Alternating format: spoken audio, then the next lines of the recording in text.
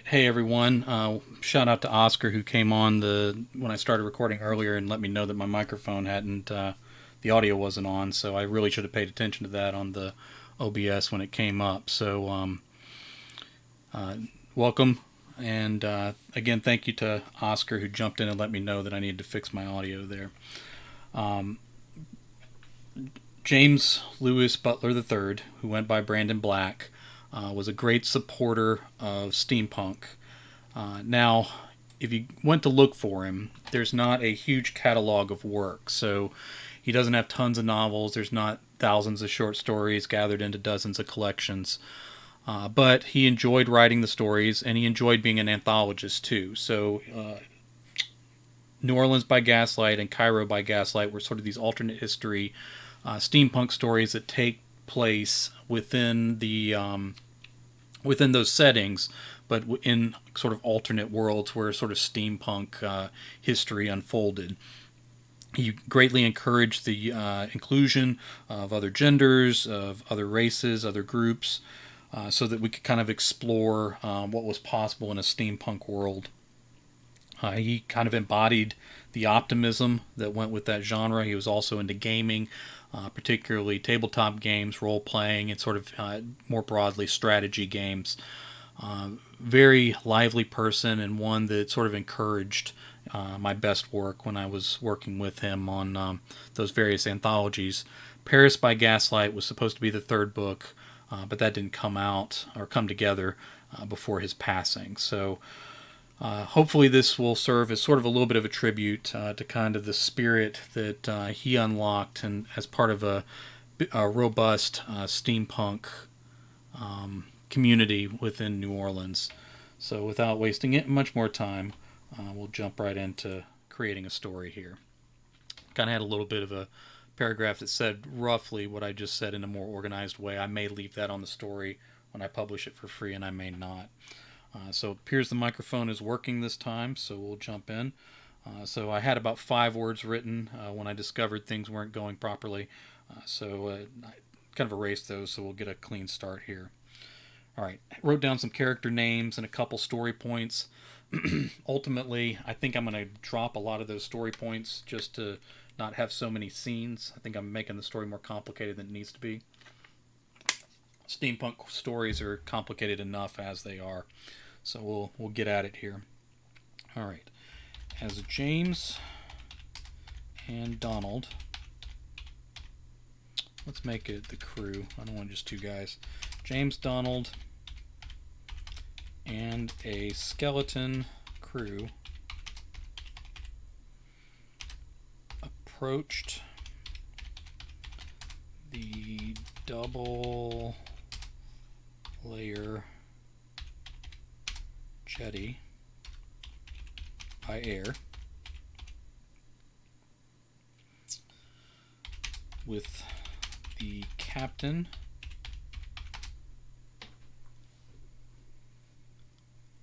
appreciate it, man. And again, thank you for jumping on board here. With the captain asleep in a coffin, I'll drop that down there, and the sun rising over the Atlantic. So we have a location now. The white stone glowed bright, beautiful, and let's change it up, something not so beautiful, and like it floated on a bloody sea.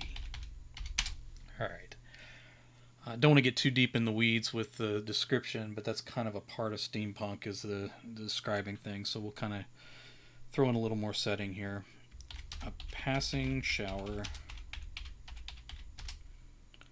ran north along the edge of the coast, obscuring everything beyond the first rows of trees. A passing shower ran north along the edge of the coast, obscuring everything beyond the first rows of trees in a gray sheet of falling water. Welcome, welcome. Alright, so we got that. There's some stuff I want to hide back there, so we'll have a shower going by at the moment. Let's get this ship landed. Alright. I need to name the ship. The Orlean Rose could dock by air on the station's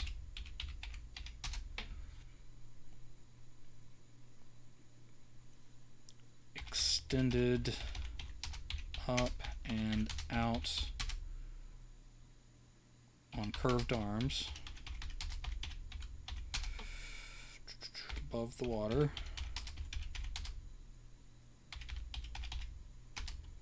on both sides of the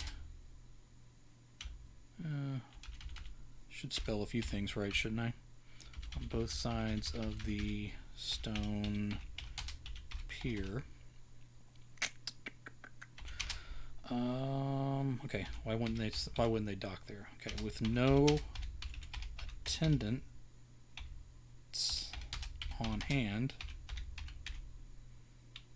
they decided to let air out of the bags above the ship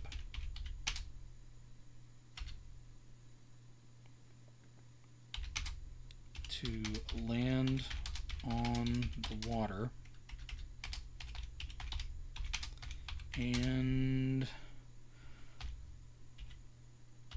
I think I've used the word approach more than once, but I'll fix it in editing, and approach the Carolina coast on the surface. Alright. So there's some wordy sentences, but we've established a couple characters. We've established the ship. We've sort of described an otherworldly thing, sort of this two-level dock, one for airships, one for ships on the sea, and then we have them taking air out of like balloons above the ship, landing on the water. So we got a picture that this is sort of a different world. All right.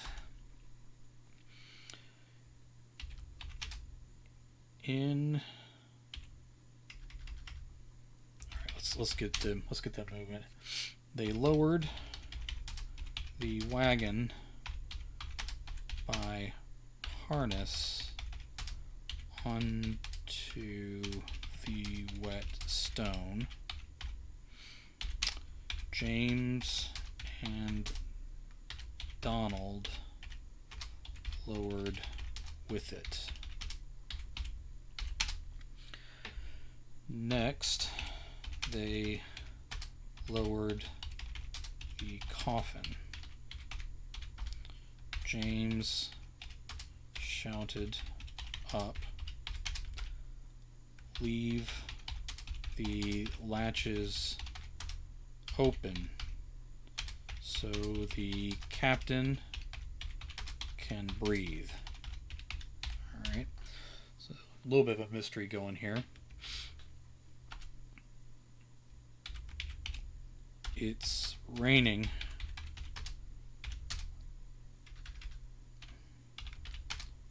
A crew member answered. He'll drown. No, he won't. Donald said.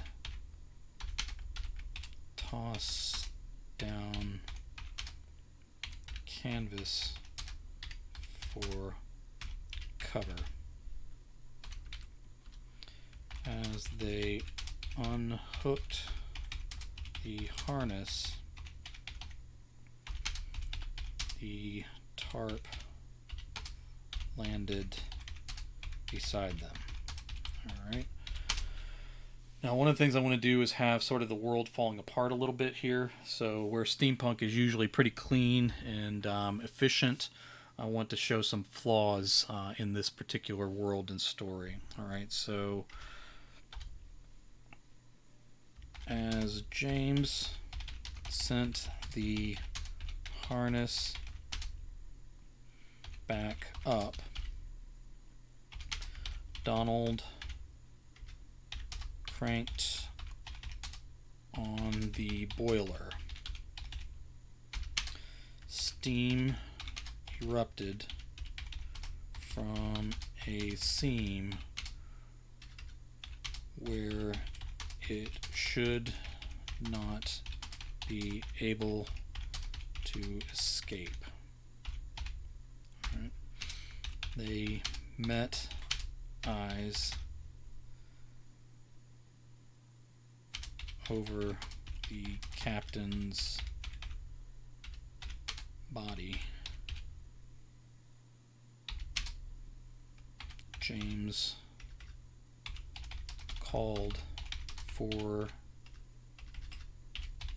the harness again. Two crewmen came with it, and they set about disconnecting the boiler from the mechanical works of the horseless wagon. I don't think that needs a dash, but I'm going to leave it in there for now. Alright. James stepped off the wagon and watched the storm pass in front of him.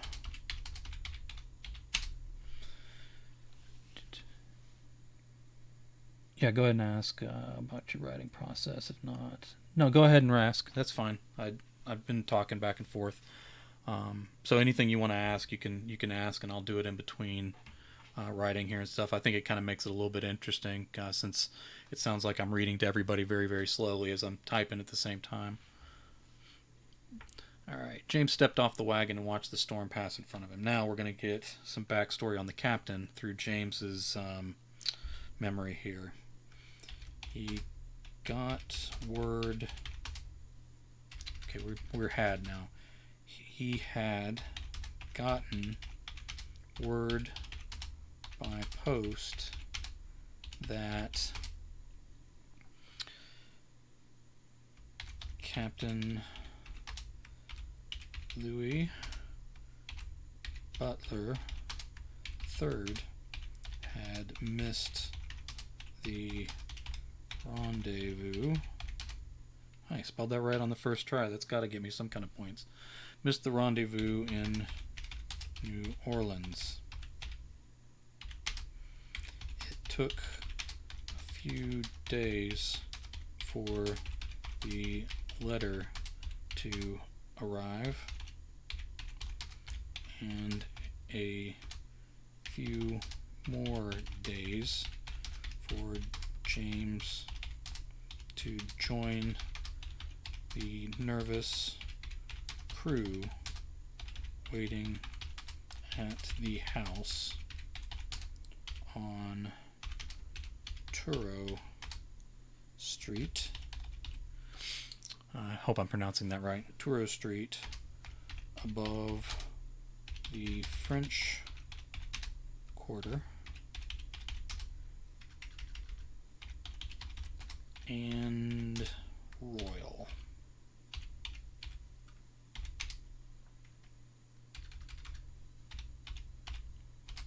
Add a little E on the end of there. All right. By the time they followed his back trail, Louis pronounced the French way,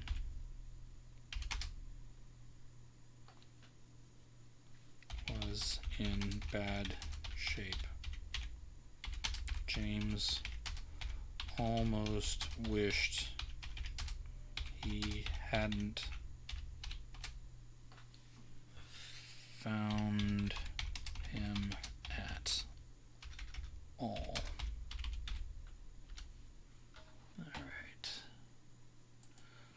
I was just curious about how you tackle short stories versus longer works. I realize you're a pantser, but during your drafting, do you wrap your story around a 3 or 4 act structure while you're writing it to keep to a certain structure, or are you just thinking about it, thinking if in terms of maybe some cool scenes you want to add and just assembling them in the order that reads well, if that makes sense? It does. I'm a pantser in this case, but not in every case. So I'll work out some details before. In some ways, even though I'm pantsing, I'll get a title and I'll get kind of an idea of what I want to do. It doesn't always stick to that idea, but I'll let it percolate in my head. So some of the outlining that would normally happen kind of goes there. I have a post-it note here with some character names, so I wasn't going to have to think up these guys' names on the fly. I actually bullet pointed a few ideas for a story, but then I'm kind of moving away from them because I think I overdid it. I don't need 5-6 scenes in here, so I was hoping to pull through a little more of a straight line to the ending of this particular story. But generally, I kind of want to know where the story's going, so I kind of figure that out, and then it changes, which happens a lot, especially in a situation like this where I'm kind of pantsing it for the novelty of having people kind of watch a live story. But again, some stories I'll map out pretty well, and a lot of times I won't stick to the map. But typically, just a good beginning, middle, and end. I don't know that with short stories in particular, I think through the acts. I kind of want each scene to make sense so that nothing's superfluous there, but then at the same time, I'll kind of give myself freedom to run through the story and then cut things out. So some of the description I have in here and some I may be about to add, I may cut down a little bit or streamline a little. But starting out with just the drafting, it's just a matter of getting the story down, and then I can make big changes later if the story is a big mess. So hopefully it won't be too bad since people were watching me on. I appreciate the question. I hope that helped. All right, so I could stick to that same paragraph for when I want to finish up here. So why does James wish he hadn't seen the captain? Captain Butler was the king of the skies. You're welcome. He was a man of power and good will, even if they did lean into piracy from time to time. Seeing him in the deep sleep, and I guess we'll figure out what that means in a minute. Seeing him in the deep sleep was almost too much to bear, but here they were, hoping to wake him again. Donald pulled James out of his thoughts by saying, I wish I could have told him goodbye before this. The crew had already hoisted away the busted boiler, and we're attaching the replacement. Alright. James said that's not usually how it works. I know, Donald said, but I'd settle for telling him, let's not say what, how much he means to me.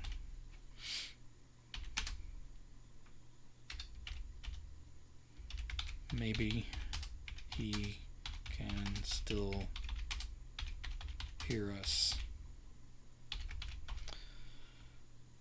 Donald looked at the covered coffin and then away.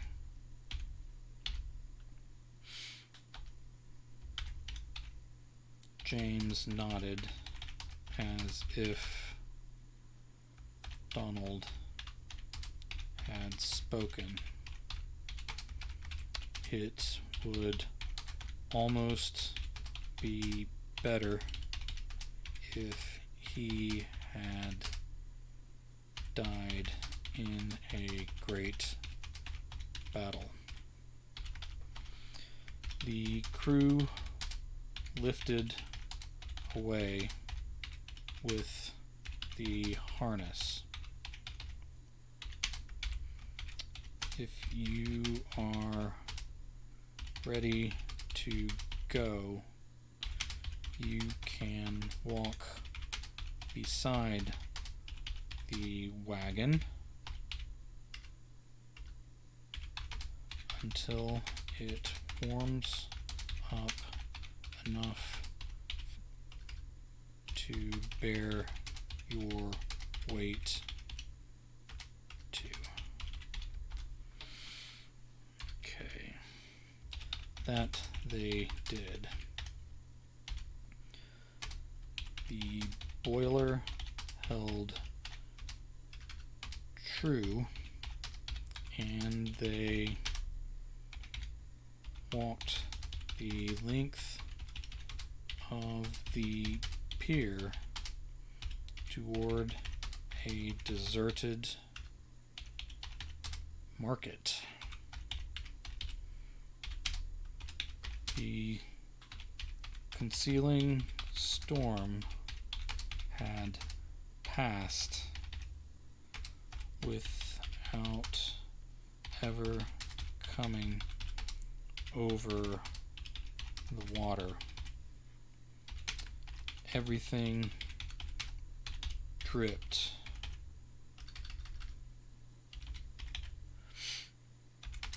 But the sun shone with humid heat. All right.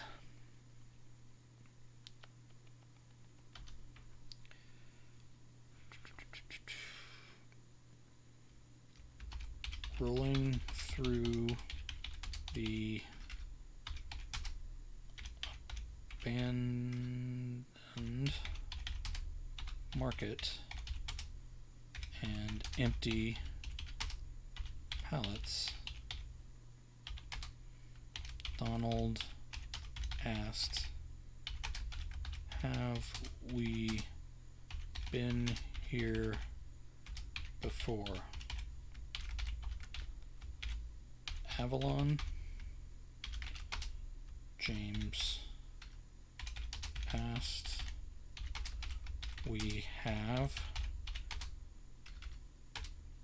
As I recall, it was populated the last time." "And you're sure He lives here. The guy we need.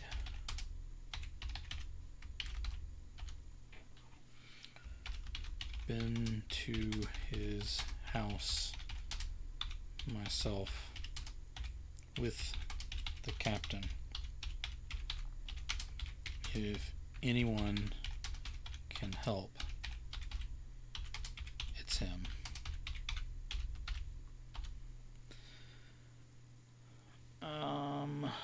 Alright, I'm going to scroll back because I want to add something in here, sound, because I'm about to have a train, so I want the train to have been coming.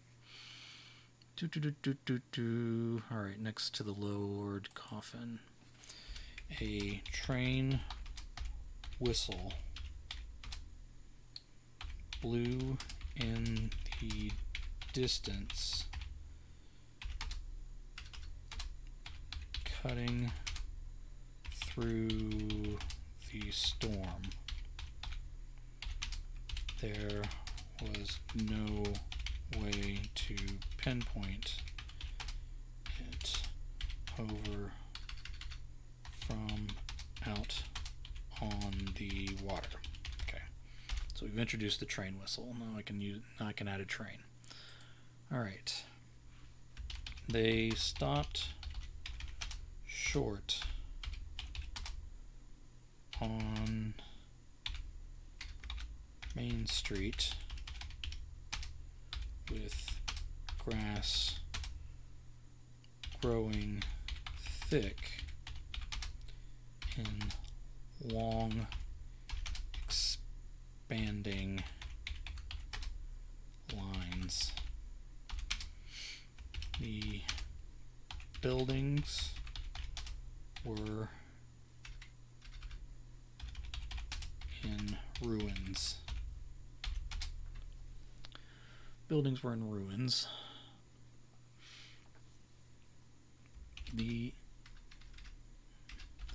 They had seen their share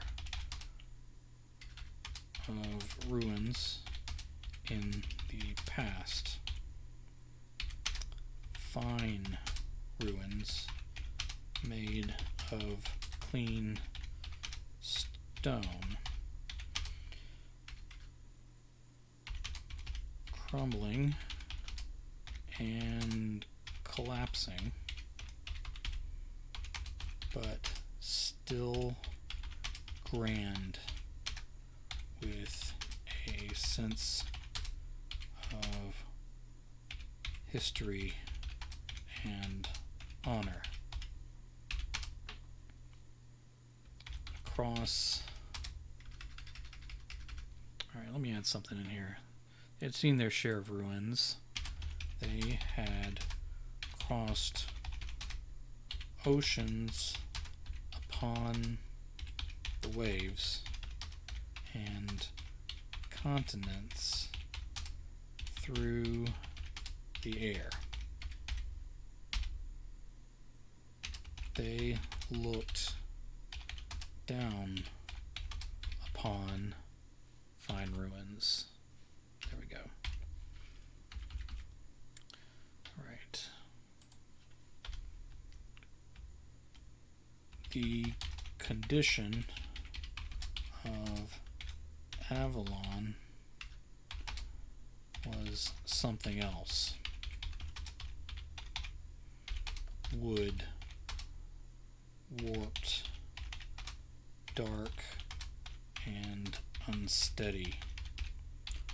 Holes opened in walls.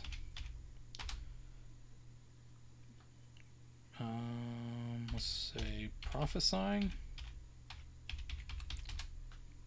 I'll probably need to check the spelling on that. In walls prophesying the future destruction to come. Need to mention the walls are wet. I'll say wet wood. All right. Various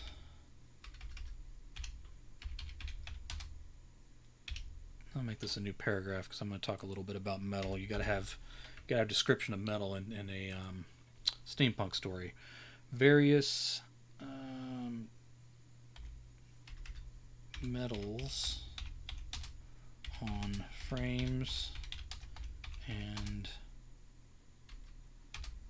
bowing roofs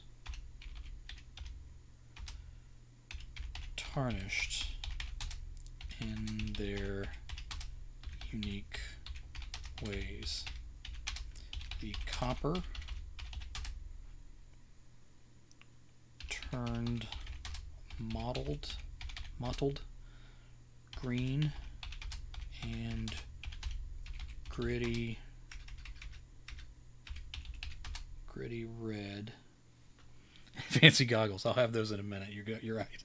I forgot the goggles. The copper turned mottled green and gritty red, like the sand in a western desert. Brass turned earthy brown and black with deep chips. Alright, and bronze turned a light green and white color that would not look so bad painted upon a wall.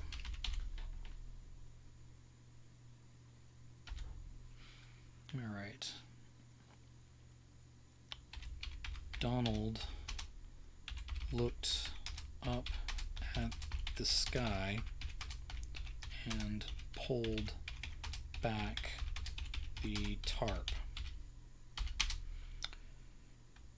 James pulled up. I got two pulls there. I'll probably take one of those out in editing.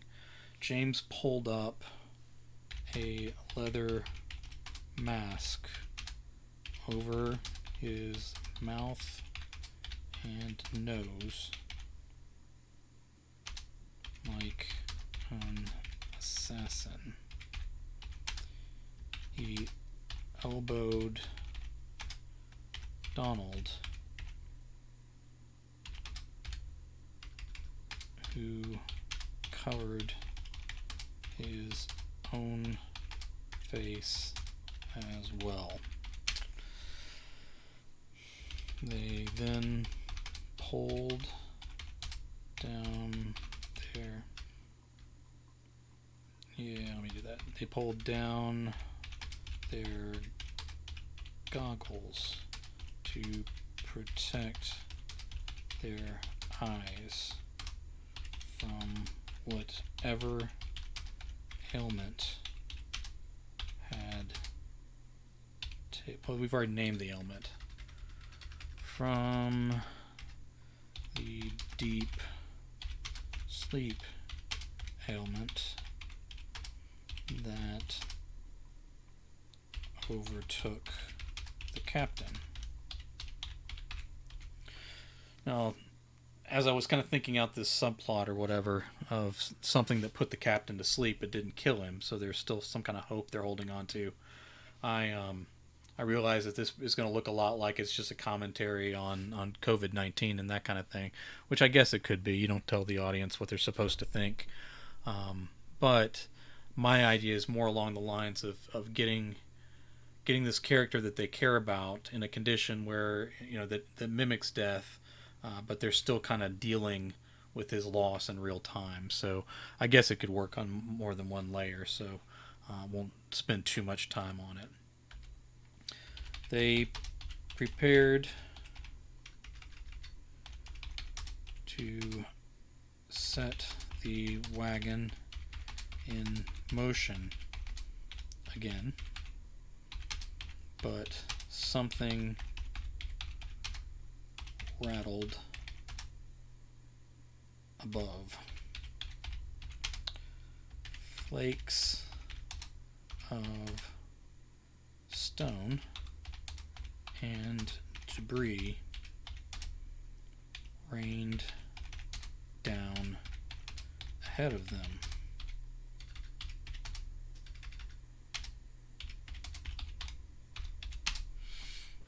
They looked up. Let me make a new paragraph there. They looked up at a grand aquifer that, not aquifer, say aqueduct, that towered hundreds of feet above and ahead of them.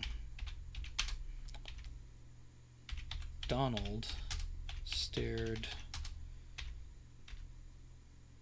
in a way that made James think the man had somehow missed it when he looked up at the sky a moment ago. Water sloshed over and fell as if from a cloud.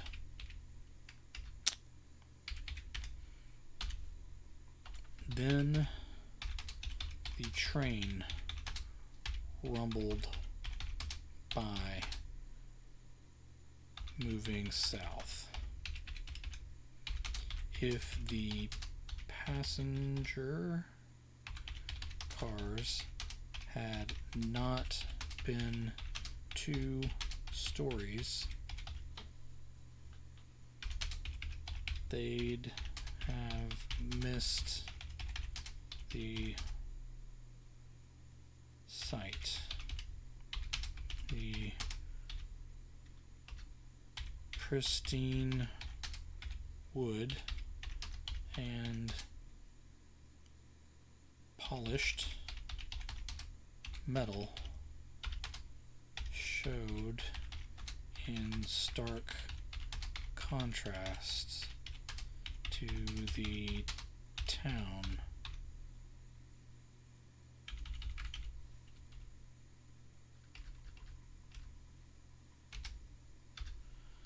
Town below.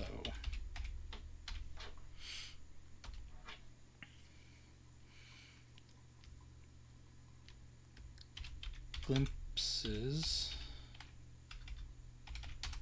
of passengers at dining. Glimpses of passengers at dining tables, looking out over the ocean, flashed by like still frames. Some men on top of the cars pointed down at James and Donald. Donald waved at them as they rushed by. James thought in their masks and goggles they must look alien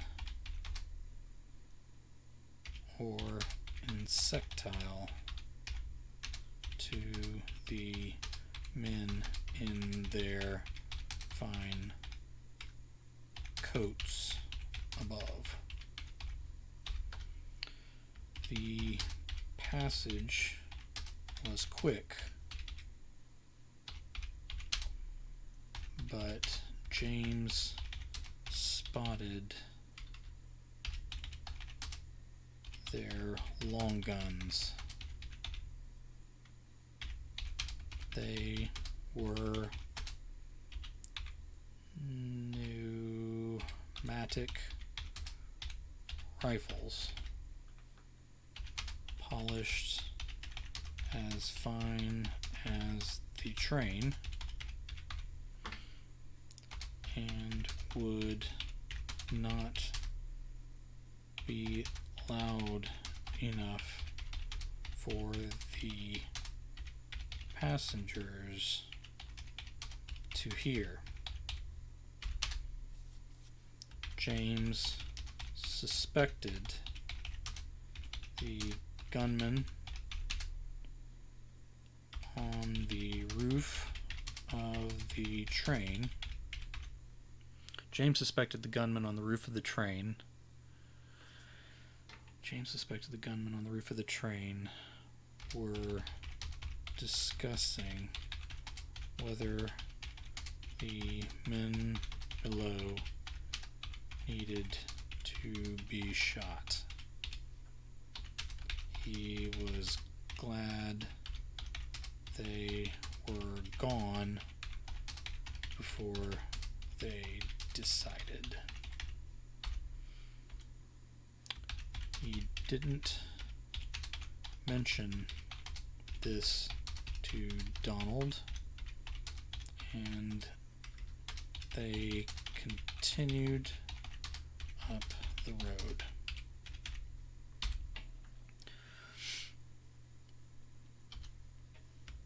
Vines overtook the buildings until there was nothing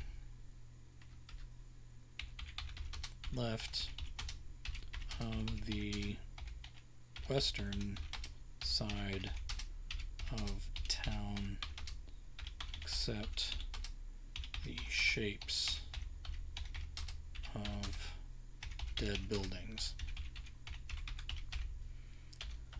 That was all except the library.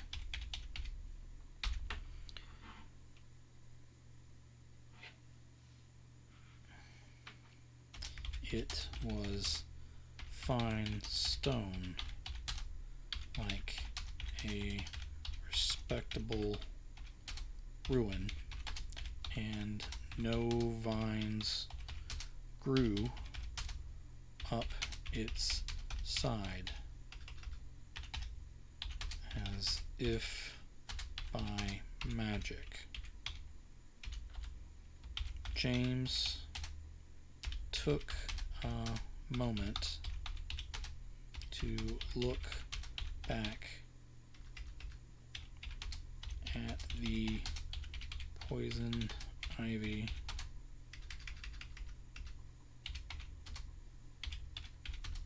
growing up the walls across the street.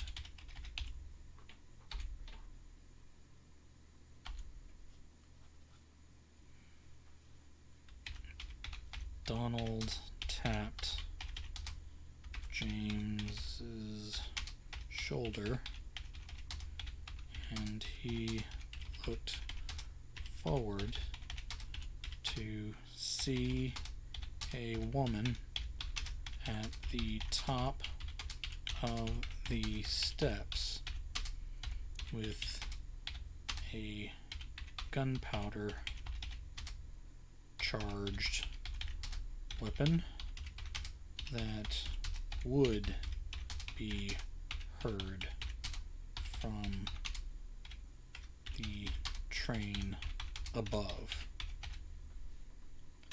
had it not already raced southward.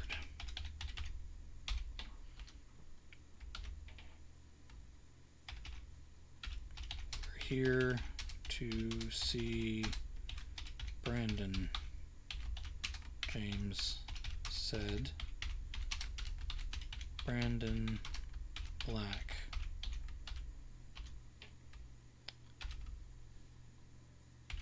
He's not here, she responded.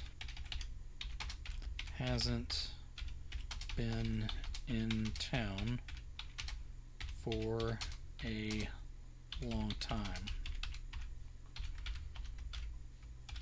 We're going to his house, James said. He's not there either. You best head out before you're asleep, too.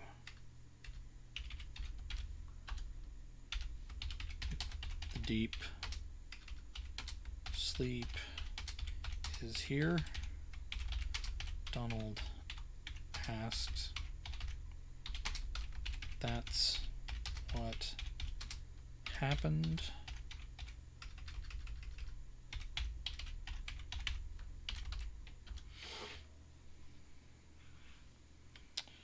She did not answer.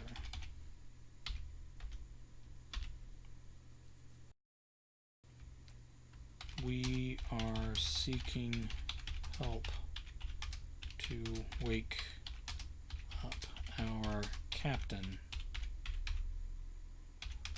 We think Mr. Black can help, James said. If that were the case, she said, would his town look like this? Now, that's not said, that's a sentence. Now James was struck silent.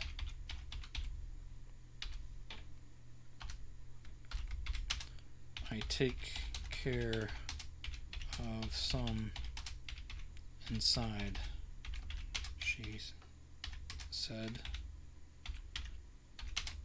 Can't help you or your friend.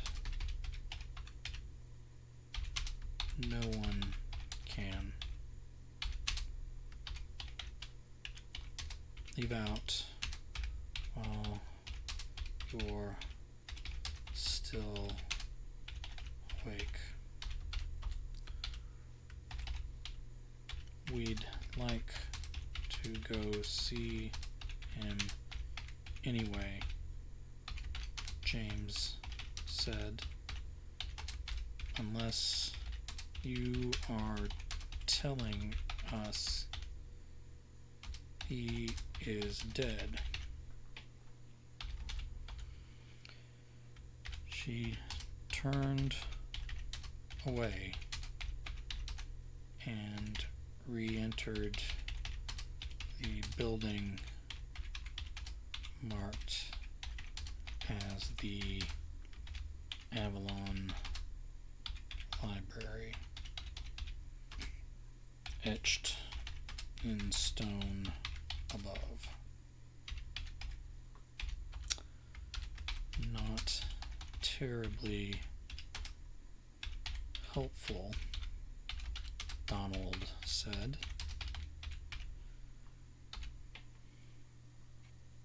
A little ominous, yeah.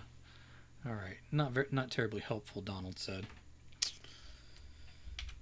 James shrugged and started the wagon rolling again. Some days I'm just happy when they don't shoot. Alright. As they left town from cobbles to dirt trails under the great aqueduct with train tracks. As they left town from cobbles to dirt trails under the train tracks, buildings with collapsed walls barely kept their roofs aloft.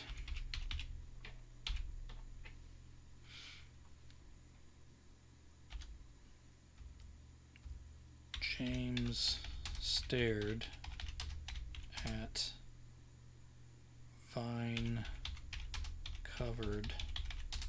furniture inside one of the open houses. Then he spied movement. He watched for an animal to bolt out of the structure, but then heard a deep snoring breath. Donald made a choked noise in the back of his throat. Donald made a choked noise in the back of his throat. There's people sleeping under all that. James pulled at his mask, even though it was already in place. My God. He counted at least 3 bodies covered in vines. The larger one, appearing to be a man, had mushrooms, had a cluster of mushrooms growing from his rising and falling chest and belly in the shape of a cross.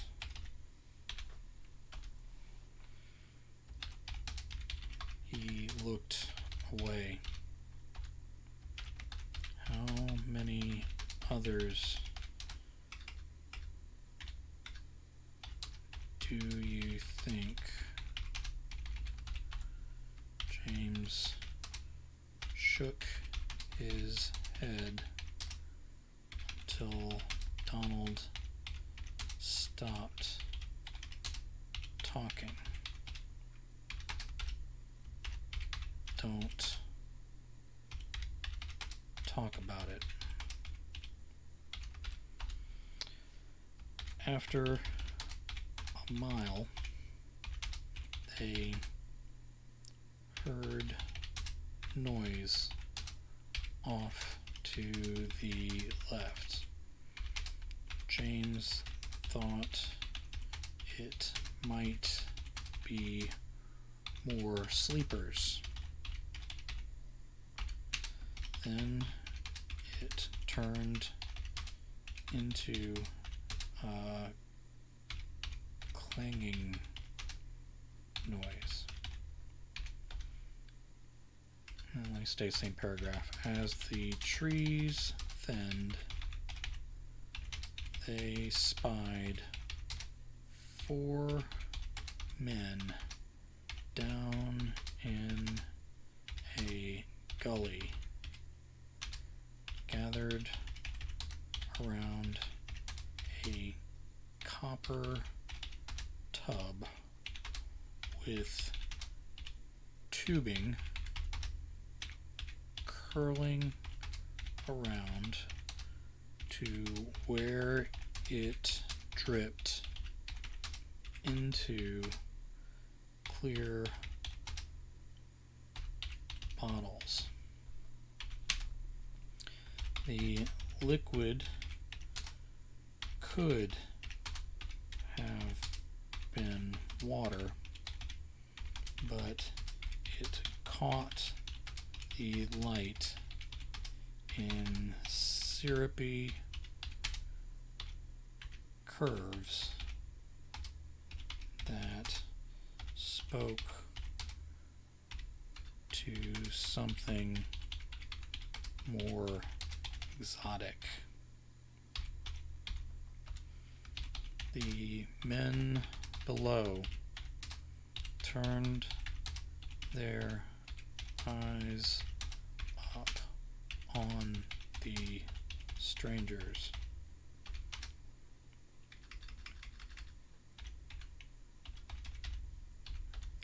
James prayed that Donald would not wave this time. Donald said, "Let's see if our boiler is warmed up enough for us to ride."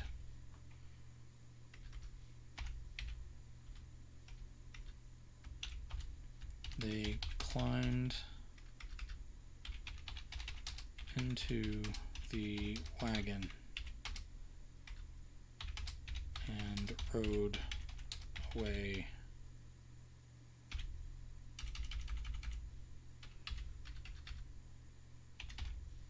Way faster. Alright, let's do a scene break there.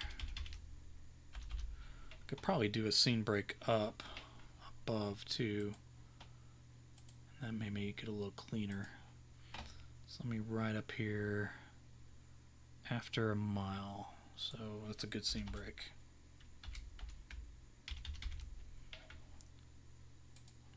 There we go. Okay. Now let's jump forward. Okay. They searched the house, and James began to fear the armed librarian may have been right. It was not covered in vines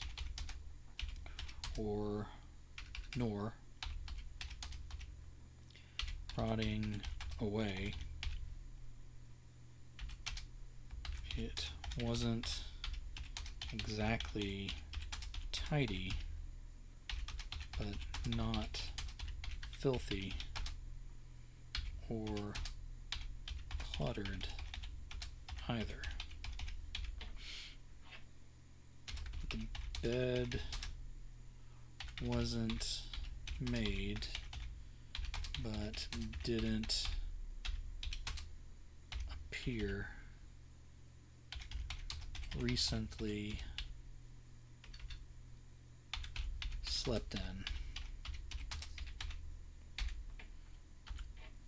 Games and books enough for a library of its own, lined shelves on every wall. The pantries, let me make this all one paragraph, I'm kind of jumping around here, but all describing the house. The pantries stood bare, and stood bare, like there's a bear in there. The pantry stood bare, and the house smelled stale.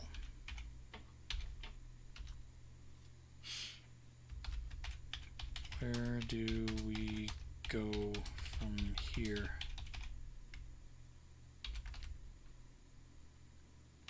Donald asked. James took a deep breath. We could wait. We could stay. Send word down to the crew.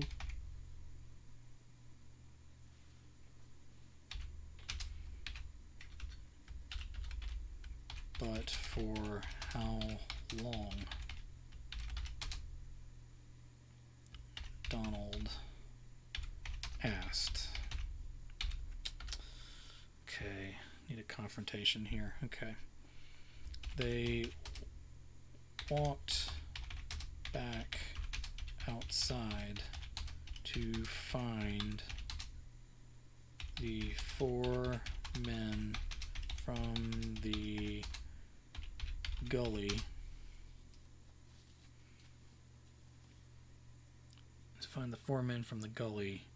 gathered around the wagon with pistols drawn. One man leaned on the captain's coffin.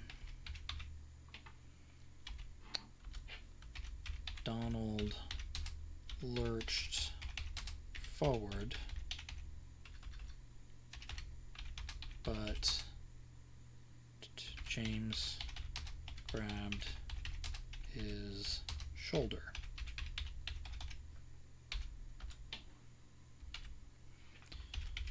You lost?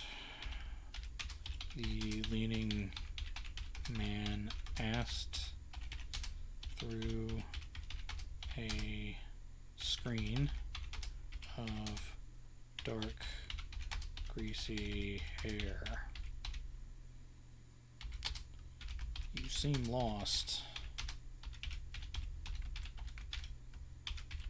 Looking for Brandon Black. We're friends, James said. Have you seen him? Donald added. The men chuckled as their spokesman said, I know Black don't know you. We need his help, James said.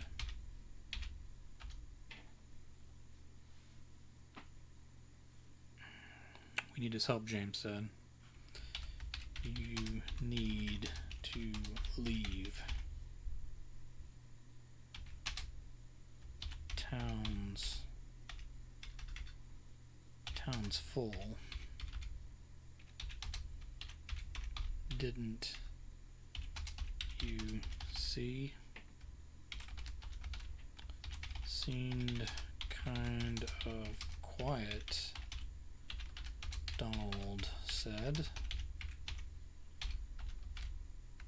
Houses are still full, though,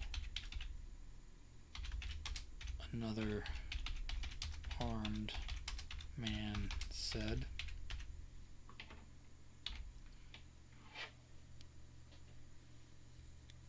Oh, thanks, man. Like I said, I kind of thought it through, but I've ditched a couple storylines. Sort of try to keep track in my head where characters would be and what their motives would be and that sort of thing.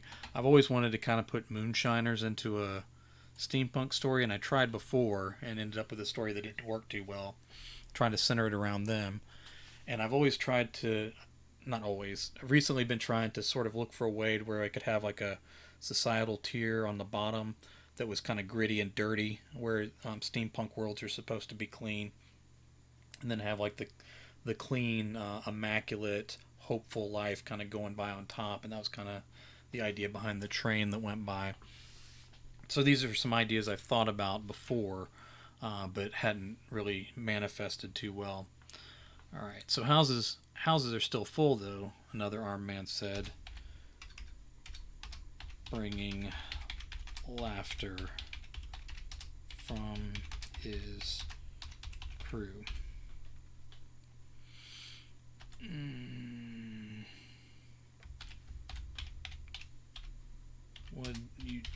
What'd you take from the house?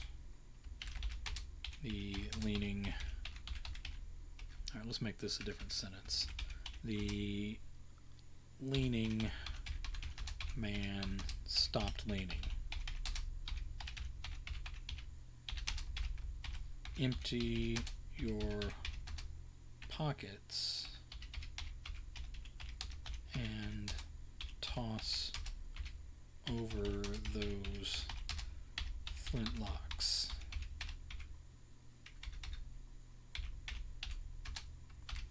Will help you find your way home after that.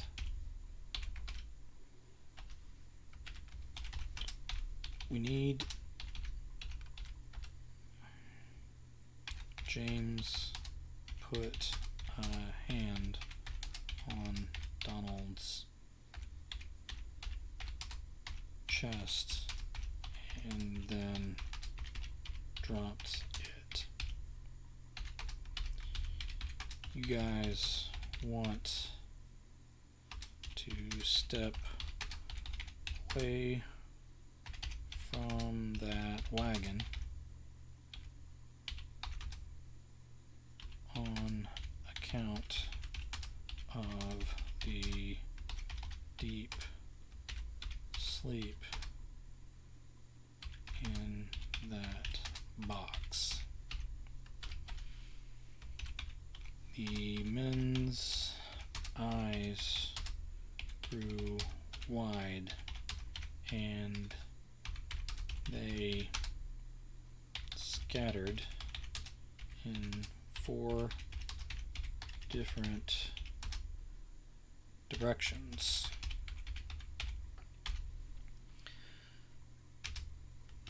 Their eyes off of James. Their eyes off of James. He reached for his flintlock. Maybe if he killed their leader, the others wouldn't take up the fight. A shot rang out from the east and tore bark off 3 trees on a shot rang out from the east and tore bark off 3 trees on its way west above their heads. Everyone froze. A woman's voice called, "Time to get back to your business, Mr. Hancock." Guess that's his name. The spokesman said, "Charlotte,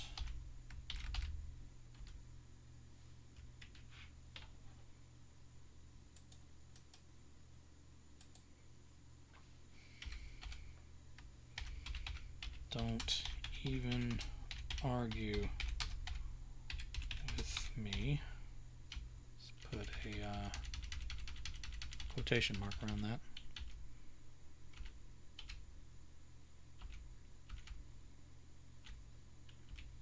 Good grief, what is wrong with me? Okay. Don't even argue with me.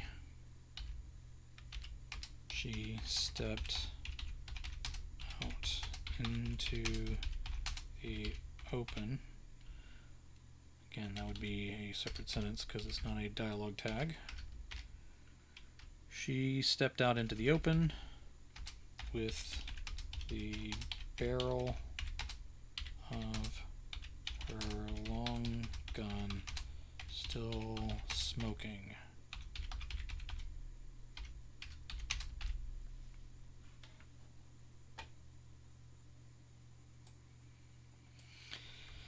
Today, we all walk away. Tomorrow, I'll kill you if you insist. Mr. Hancock opened his mouth to speak, and then a half dozen more men stepped out. The 4 bootleggers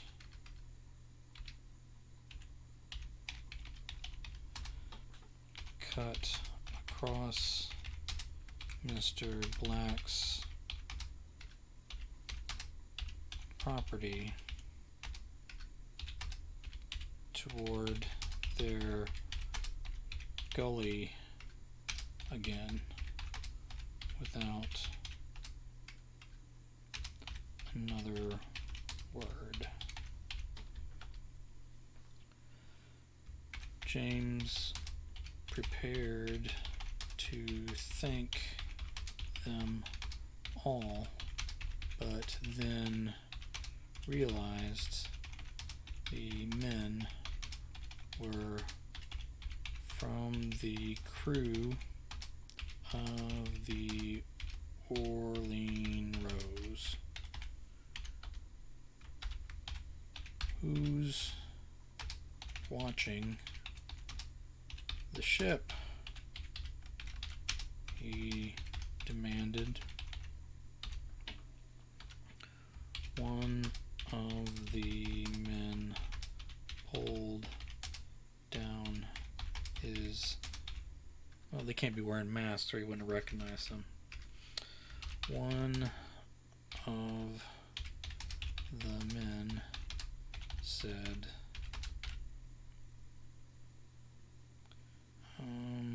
say Gerald, Herbert,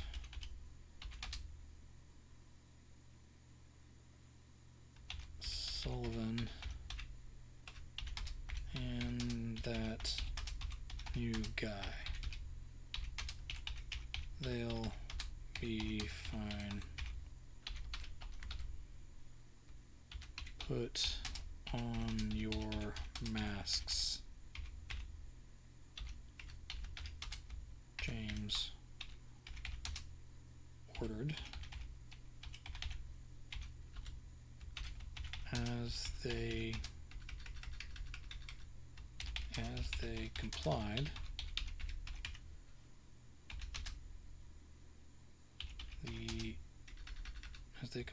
Donald asked, "Why'd you help us?" She shrugged and said, "Tried to help you back there too, since you wouldn't listen. I had to get more help."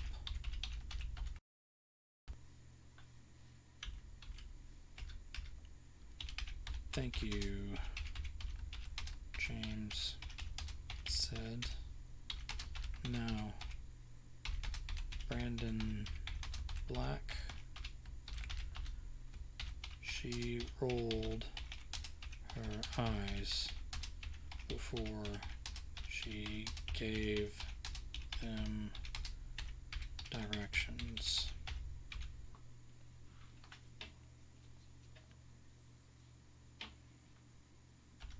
Okay, scene break.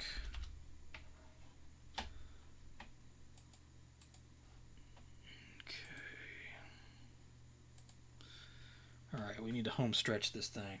Alright. They found the wide paved area that could have been 3 highways, as wide as it was. They followed it west as instructed. Let's make a new paragraph.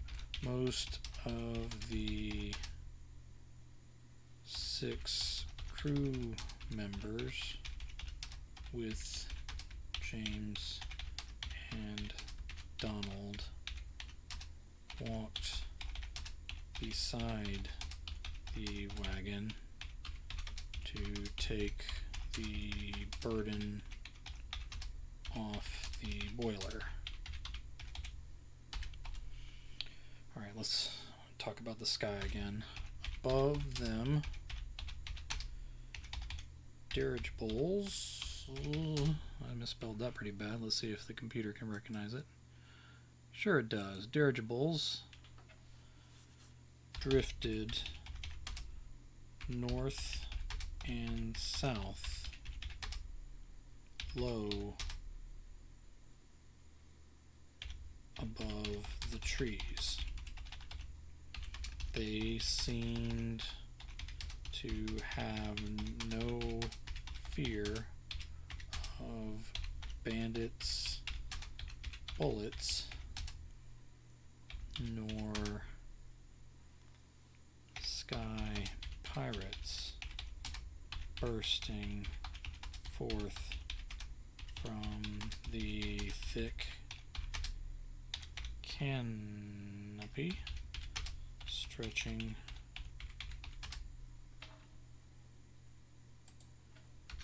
stretching in all directions. This made James fear the land was truly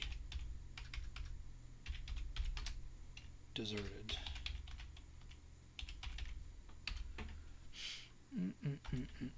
Okay. They passed a large cemetery on to the south. The stones showed discolored age.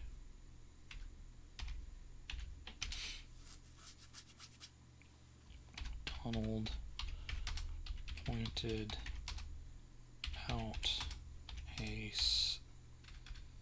snake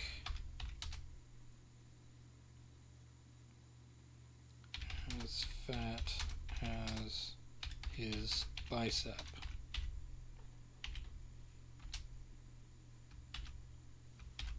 What do you think it ate? Nothing, James said. That's a copperhead. This is their birthing season.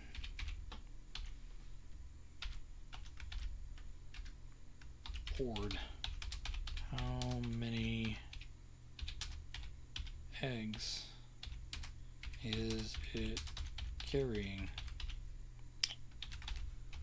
All right. That's funny. Lord, how many eggs is it carrying? All right. None, James said. Copperheads give live birth. Sometimes 20 young at a time. Donald shivered in the heat and snakes on a train. Donald shivered in the heat and looked away. Beyond the sluggish snake, a family placed a bundle of flowering weeds upon a grassy grave. They seemed to be wearing threadbare Sunday best.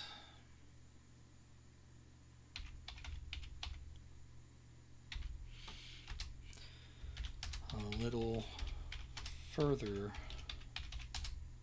along, that would be with an A because we're talking about distance, farther. A little farther along, let me make that another paragraph. A little farther along, a few men, not the moonshiners from the gully, hauled boxes out of a crypt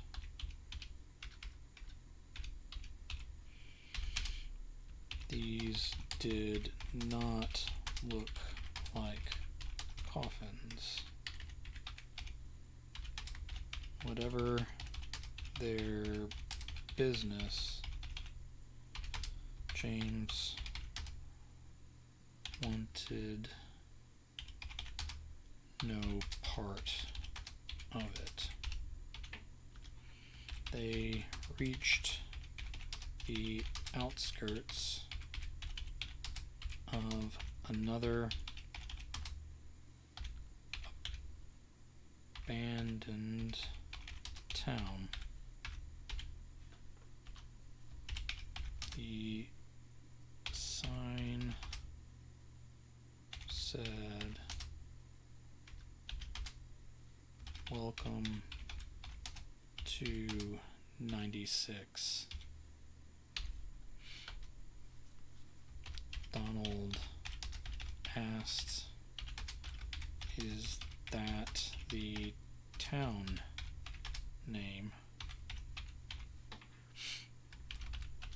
James shrugged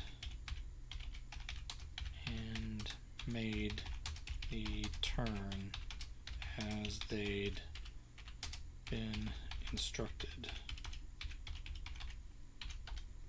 The clean white house stood out from its grungy neighbors.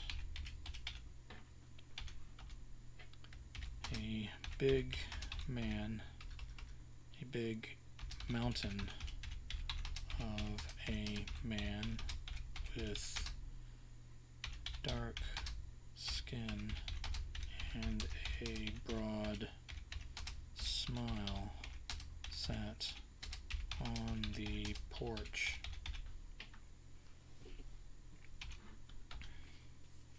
James hailed him and approached. Brandon Black hailed them back and stood at the railing looking down. He listened patiently as James explained, and Donald interjected every few sentences. Okay, now we gotta figure out how we're gonna close this off. Alright, sort of a bittersweet ending, I'm thinking. Brandon nodded, and once they stopped talking, he said, "Not everything can be fixed, James. You know that. Can this be?" he asked. Brandon took a deep breath and said, "Where there's life, there's hope. So I won't stop you from hoping. Will you help?" Donald asked. "I'll try my best, but not every loss be absorbed in a day. This will take time to heal, and it may not turn out exactly how you want. What do we need to do? James asked. You'll need to let him go, Brandon said. You've taken him as far as you could. Now it is time to leave him. We're not leaving him, Donald said. James just stared. Brandon raised a hand and said, however this turns out, I will take care of him.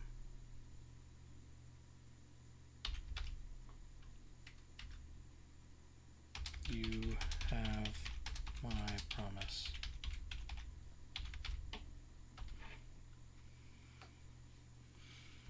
James turned to Donald and said, go back to the ship. Continue the work.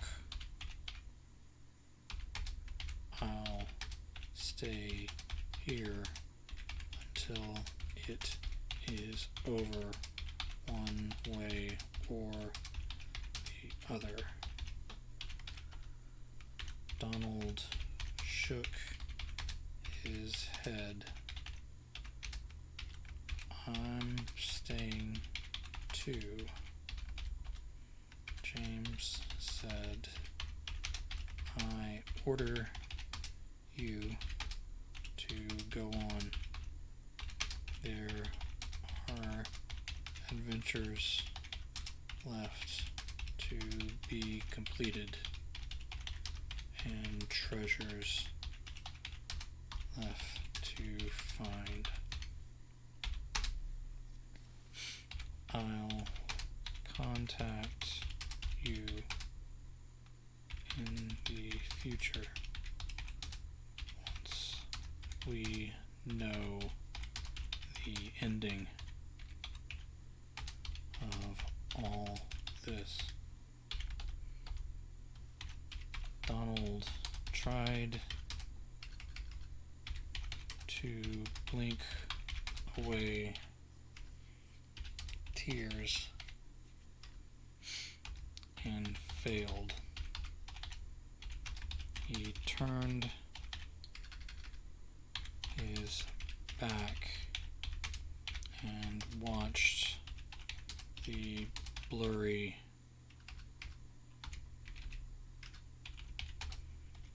ships drift by overhead.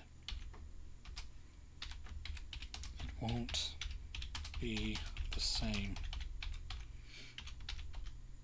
James touched his shoulder and let his hand fall away. This is how it has to be.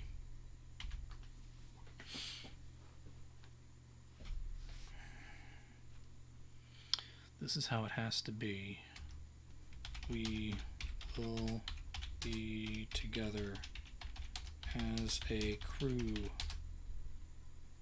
in the skies and upon the sea again one day, but today is not that day. The crew brought the captain inside. They transferred him to a bed, which made everyone feel better, but only just a little. Okay, cheated a little bit there because I've jumped heads. I'm kind of telling what the rest of the crew thinks instead of James. They said their goodbyes as best they could.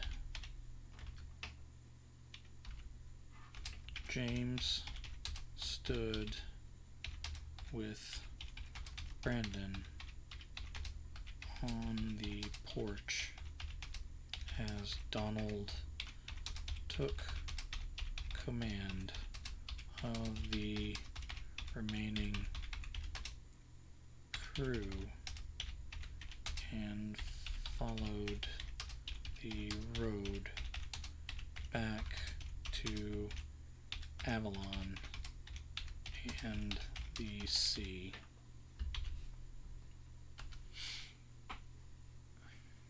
James cleared his throat and asked,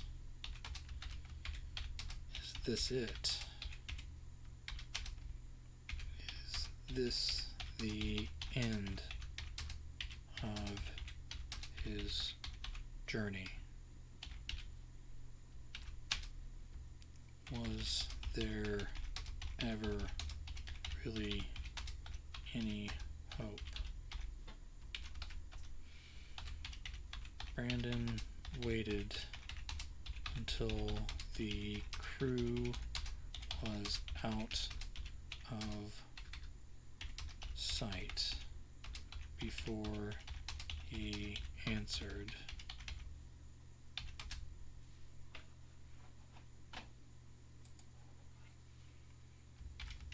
"I don't know what is next, but we'll figure it out and do our best." They watched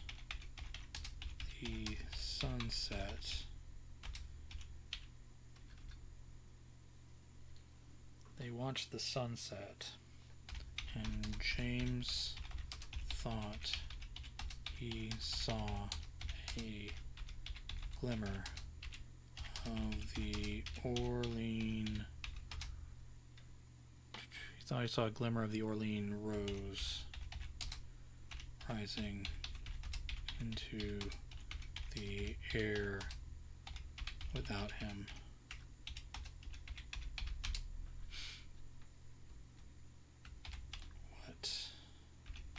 Whatever was next, they went in.